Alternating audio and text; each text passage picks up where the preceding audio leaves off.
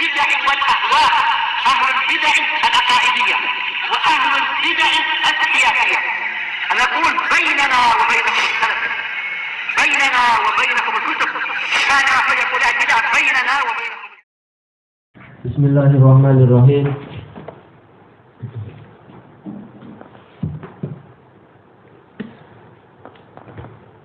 Qala Syekh Abdul Aziz Al-Rashid rahimahullah, qauluhu bil qabul wajib al-imanu biha kadzalik, yaitu hadis-hadis yang sahih yang telah disambut oleh para ulama hadis dengan penerimaan, maka wajib untuk kita mengimaninya seperti itu pula, yaitu seperti kita mengimani berita-berita dari Al-Qur'an.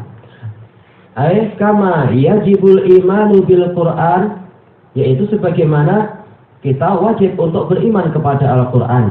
Fa innallaha anzala ala rasulihi wahyain, karena Allah itu menurunkan kepada rasulnya dua wahyu.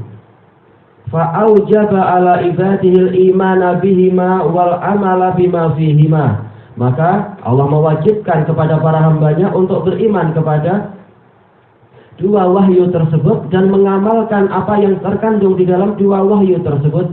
Wahumal kitabu was sunnah, yaitu Al-Quran dan As-Sunnah. Qala ta'ala wa anzala alaikal kitaba wal hikmah. Allah Ta'ala menurunkan kepadamu Al-Quran dan Al-Hikmah. Wadhkuru nikmatallahi alaikum wa ma anzala alaikum minal kitabi wal hikmah ya'idukum bih. Intinya adalah apa? Al-Quran dan Sunnah itu turun dari sisi Allah Ta'ala. Wal hikmah hiya sunnah bittifaqis salaf, dengan kesepakatan para salaf, yaitu para ulama pendahulu. Yang namanya sunnah adalah al-hikmah di sini adalah as-sunnah. Wa ma akhbara bihi Rasul sallallahu alaihi wasallam anillah fa huwa fi wujubi tasdiqihi wal imani bihi kama akhbara bihi ar-rabbu ala lisani rasulih. Dan berita apapun yang dikabarkan oleh Rasul sallallahu alaihi wasallam dari Allah, maka itu seperti kewajiban untuk membenarkan dan beriman dengannya, sebagaimana apa yang Allah Ta'ala kabarkan melalui lisan Rasulnya.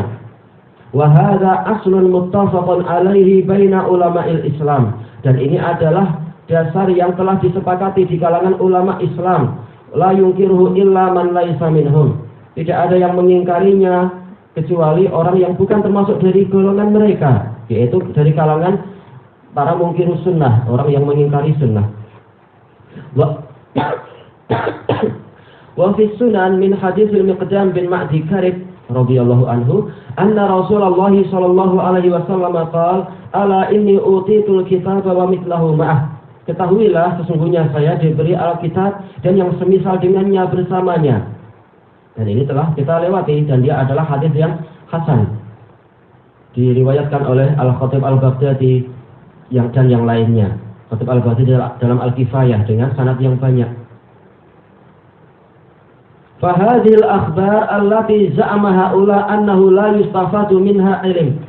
Inilah berita-berita ini yang dikatakan oleh orang-orang ahli kalam bahwasanya tidak diambil faedah darinya ilmu. Nazala biha Jibril min indillah. Jibril turun membawanya dari sisi Allah. Kenapa mereka tidak percaya itu? Ya, memang mereka sendiri tidak percaya adanya Jibril.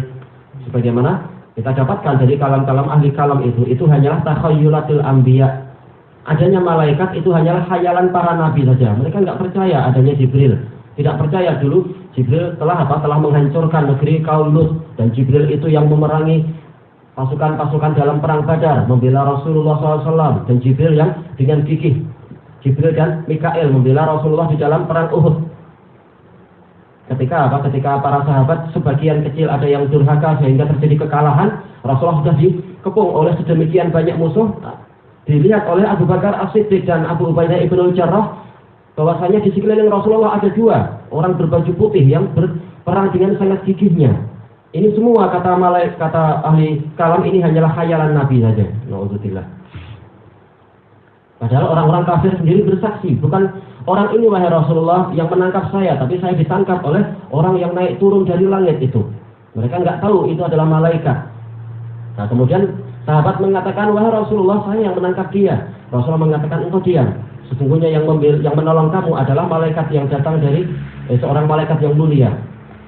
itu bukan khayalan. Bahkan para orang-orang kafir pun menyaksikan terhadap kejadian itu.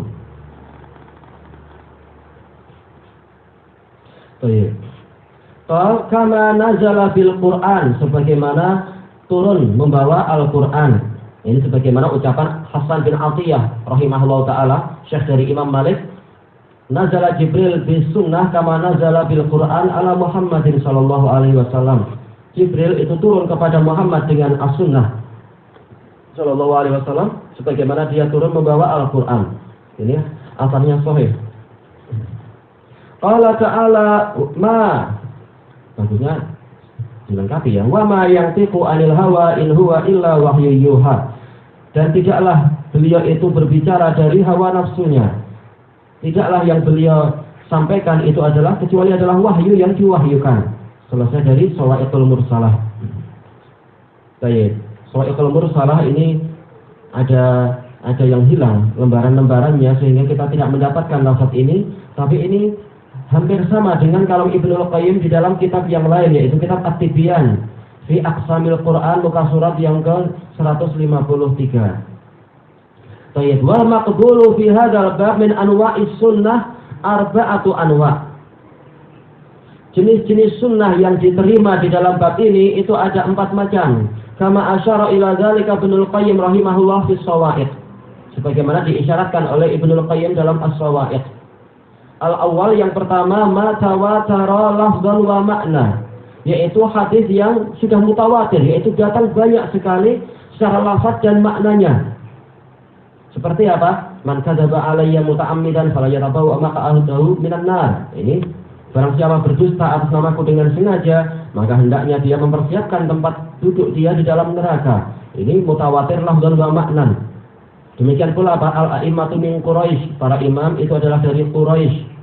Ini juga datang dari puluhan sahabat. Ini adalah apa?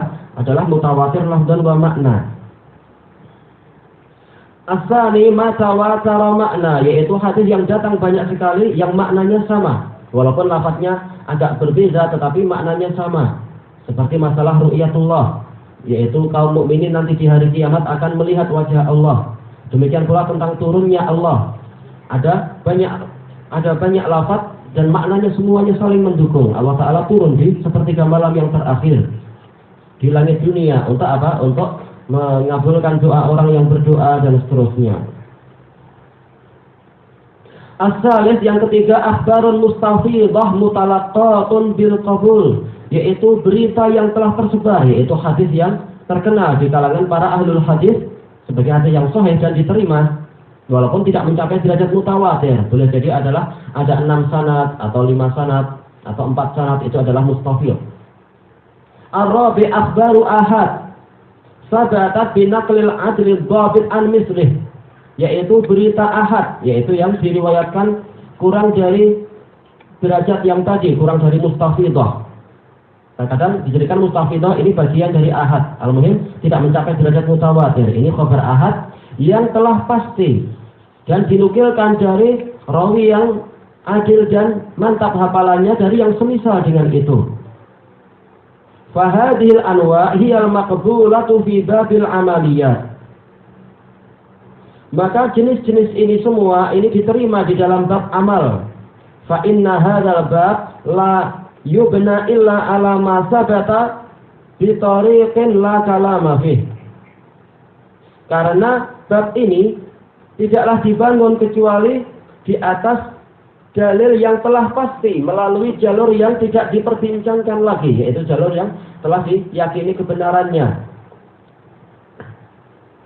Seperti riwayat siapa itu? Riwayat Ismail bin Abi Khalid dari Qais bin Abi Hazim, dari Jarir bin Abdul Hamid, atau dari Jarir bin Abdullah Al-Bajali tentang apa? Innakum satarawna rabbakum yaumal qiyamah. Sesungguhnya kalian akan melihat Rabb kalian di hari kiamat. Sampai-sampai para ulama mengatakan apa itu? Man radda riwayat Ismail bin Abi Khalid an Qais bin Abi Hazim an Jarir bin Abdullah fa innahu jahmi. Barang siapa menolak sanad ini maka dia jahmi. Ini adalah sanad yang tidak perlu lagi diperbincangkan. Ini sanad muttafaqun alaih, Bukhari, Muslim dan para ulama yang lain. Fahadhihi al-anwa'ul arba'ah mufidatun lil ilmi wal yaqin. Maka 4 jenis sunnah ini memberikan faedah ilmu yakin. Ilmu dan keyakinan mujibatun lil ilmi wal amali jami'an, mengharuskan untuk kita mengilmuinya dan mengamalkannya.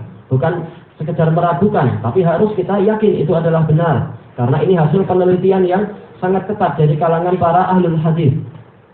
Tidak penelitian yang bermudah-mudah seperti cabang ilmu yang lain. Baik. Qala Syekh Taqiyuddin Ibnu Taimiyah rahimahullah, ini dalam Majmu'ul Fatawa yang ke-13, muka surat 351. Allazi alaihi al-usuliyun min ashabi Abi Hanifah wa Syafi'i wa Ahmad, yang diyakini oleh para ahli usul dari kalangan pengikut Abu Hanifah, Asy-Syafi'i dan Ahmad, anna khabaral wahid idza talaqqathu al-ummatu bil qabul tasdiqan lahu wa amalan bihi yujibul ilm. Bahwasanya berita satu orang yang apabila telah disambut oleh umat ini dengan penerimaan, yaitu sebagai bentuk pembenaran dan pengamalan, ini mewajibkan ilmu, bukan hanya keraguan, bukan hanya persangkaan. Ini betul-betul ilmu, yaitu keyakinan. Illa firqatan qalilatan ittaba'u ta'ifatan min ahlil kalam, kecuali sekelompok kecil saja dari para ulama yang mengikuti sekelompok dari ahli kalam. Angkaru dzalik, mereka mengingkari itu. Baik, selesai karam Syekhul Islam. Wa qala fil kaukabil munir, punya siapa? Ibnu Najjar Al-Futuhi dalam syarah terhadap Rawdatun Nadir dalam usul fikih. Ini yang pertama muka surat 351. Wa yu'malu bi ahadil ahadits fi usulid diyanat, dan harus kita mengamalkan hadis-hadis ahad di dalam prinsip-prinsip agama. Wa hadza zalika Ibnu Abdul Bar ijma'an. Imam Ibnu Abdul Bar menukilkan ijma'. Memang ini ijma' mutaqaddimin. Adapun setelah zaman Al-Khatib Al-Baghdadi dan sebelumnya sedikit terjadi khilaf. Tapi khilaf mereka tentunya tidak terpandang karena telah didahului oleh ijma' para sahabat dan tabi'in. Baik, Ibnu Abdul Bar ini di dalam Jami' Bayanil Ilm yang ketiga muka surat 105. Dan juga disebutkan oleh Imam Ibnul Qayyim sebagaimana kita dapatkan dalam Mukhtasarus Shawaid, bahwasanya para sahabat dan tabi'in, para mutaqaddimin, mereka sepakat tentang khabar ahad itu yufidul ilm. Karena itu cukup Rasulullah mengirim satu sahabat ke wilayah yang sangat luas di Yaman, ke satu sahabat saja ketika ke Bahrain, cukup satu saja. Masing-masing dikirim satu orang. Kalaupun perlu ditambah 2 orang, dan itu juga masih khabar ahad. Demikian pula masalah muadzin, nggak perlu kita mendatangkan 7 muadzin untuk lihat matahari, cukup 1 dan orang percaya. Asalkan memang sudah diteliti kejujuran muadzin ini dan kepandaian dia. Jadi bukan hanya khabar 1 orang, tapi 1 orang yang adlun dhabitun alim. Itulah yang diinginkan di sini. Memang dia berilmu tentang masalah berita-berita itu. Wa qala al-Imam Ahmad rahimahullah la tata'addal Qur'an wal hadis. Ini terus begitu, tapi di dalam lafaz imam yang dinukilkan oleh Imam Ibnu Qayyim la nata'adda, dan itu yang betul. Bukan pakai ta tapi pakai nun. La nata'adda, kami tidak melampaui Al-Qur'an dan hadis. Al-Qur'an datang demikian kami ikuti, sunnah datang demikian kami ikuti. Tidak perlu kami melihat melampau sampai ke kitab-kitab ahli kalam. Mereka tidak kenal Allah. Sebagaimana sebagaimana disebutkan di dalam Sahih Bukhari Muslim itu tentang Umar bin Al-Khattab, wa kana waqafan bi kitabillah. Dia senantiasa berhenti dari apa yang disebutkan oleh kitabullah. Siapa yang mengucapkan itu? Yaitu Al-Hur bin Qais menukilkan tentang sikap Umar bin Al-Khattab kalau disebutkan Al-Qur'an langsung taat. Tidak seperti ahli kalam mengatakan ini enggak ada faedah ilmu di sini, perlu diperiksa lagi. Baik, itulah bedanya antara para sahabat Rasulullah dengan para pengikut orang-orang Yunani itu. Baik, dan kalam Imam Ahmad ini dinukilkan oleh Imam Ibnul Qayyim dalam Ijtima'ul Juyush Al-Islamiyah di muka surat yang ke-61. Dan juga dinukilkan oleh Syekhul Islam di dalam Bayan Talbisil Jahmiyah yang pertama muka surat 413. Ini 1 jilid. tidak tebal, 1 jilid nipis, Bayan Talbisi Jahmiyah, kitab indah dari Syekhul Islam. Menukilkan dari siapa? Al-Khallal dari Ali bin Isa, dari Hambal bin Ishaq, dari paman dia yaitu Imam Ahmad. Maka ini sanadnya adalah bagus dia. Taib waqala al-Allamah Ibnu Qadil Jabal. Dan ini termasuk imam yang sangat besar di zaman itu, dan dia murid Syekhul Islam, termasuk pembela besar Syekhul Islam. Imam Qadil Jabal, dia adalah qadhi memang, dan dia adalah anak qadhi juga. Dia adalah qadhi Qudah Dimashq, qadhi terbesar di wilayah Damaskus. Beliau adalah Syarafuddin Ahmad Ibnul Husain. Kenapa kita sebutkan secara khusus? Karena apa? Ini untuk membantah sebagian mudaris yang mengatakan Ibnu Taimiyah itu sepanjang hidupnya berjuang sendirian, tidak ada yang membela beliau. Setelah meninggal baru banyak ulama membela. Ini tidak betul. Banyak yang membela beliau di zaman beliau. Seperti siapa? Tokoh besar yaitu Abdul Abbas Ahmad juga. Dia mengatakan setelah istikharah kepada Allah, dan aku meyakini bahwasanya Ibnu Taimiyah ini adalah orang yang memang Allah Ta'ala kirim untuk menegakkan agama ini ketika agama sudah hampir habis, dan wajib untuk kita menolong dia. Dia adalah orang yang berbadan lemah tetapi jiwanya paling kuat, dan seterusnya. Pujian bagus. Dan juga siapa? Imam Ibnu Abdul Hadi, hafiz besar di zaman itu. Demikian pula Imam Al-Mizzi yang dikatakan sebagai hafizul asar di zaman itu. Juga Ibnul Qayyim, juga saudara Syekhul Islam sendiri yaitu Syekh Abdullah, banyak membantah orang-orang Jahmiyah. Banyak yang membela Syekhul Islam, walaupun yang memusuhi tentunya lebih banyak. Ini biasa. Orang yang baik itu sedikit dibanding dengan orang yang jelek. Tapi ada pembela-pembela Syekhul Islam. Demikian pula ketika Syekhul Islam dimasukkan dalam penjara dengan tuduhan orang sufi bahwasanya beliau tidak mengizinkan yaitu untuk ziarah ke kubur Nabi. Maka dibela oleh para ulama Irak. Mereka mengirim surat kepada khalifah bahwasanya ini adalah madhab dari para sahabat dan tabi'in, yaitu apa? Ziarah Nabi itu disyariatkan, hanya saja untuk safarnya ini yang tidak disyariatkan, karena Rasulullah menyatakan demikian. Dan ini adalah madhab yang benar, dibela beliau oleh Syekhul Islam. Syekhul Islam dibela oleh para ulama Irak. Ada surat-surat mereka. Dan ini dikumpulkan oleh Imam Ibnu Abdul Hadi di dalam kitab Al-Intisar, kitab yang judulnya pembelaan itu. Di antaranya adalah Ibnu Qadil Jabal ini. Beliau mengatakan madhabul Hanabilah anna akhbarul ahad al-mutalaqqata bil qabul tasluhu li isbati usulid diyanat. Madhab para ulama Hanabilah, pengikut Imam Ahmad bin Hanbal, adalah bahwasanya khabar-khabar ahad yang diterima, yang disambut dengan penerimaan itu layak untuk menetapkan prinsip-prinsip agama. Zakarahu Abu Ya'la, dan ini disebutkan oleh Abu Ya'la. Cuma kita tidak menemukan bukunya, boleh jadi bukan Abu Ya'la tapi Ibnu Abi Ya'la, kita belum lihat itu. Bukunya Ibnu Abi Ya'la yaitu di dalam apa? Di dalam Tabaqatul Hanabilah. Mungkin ada di situ. Cuma kita nggak tahu. Tayyib wa Syekh Taqiyuddin fi aqidatih. Dan disebutkan juga oleh Syekh Taqiyuddin di dalam akidah beliau, wallahu alam, mungkin maksudnya adalah akidah wasitiyah ini atau yang lain. Wal adillatu ala qabuli khabaril ahad katsiratun jiddan. Dan dalil-dalil yang menunjukkan harus diterimanya berita satu orang yang thiqah itu banyak sekali.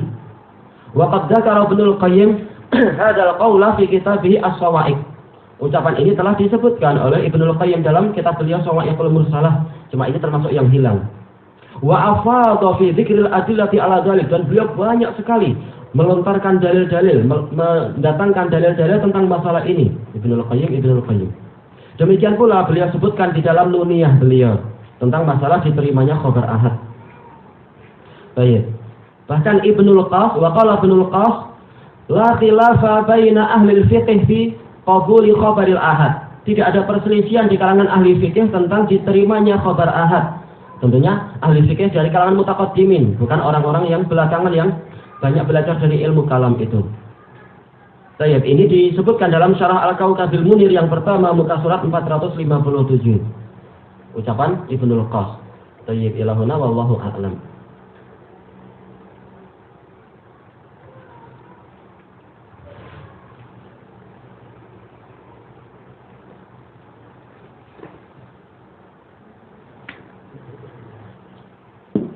Ini fontnya berapa ya kira-kira? Kalau Lotus itu kalau dicetak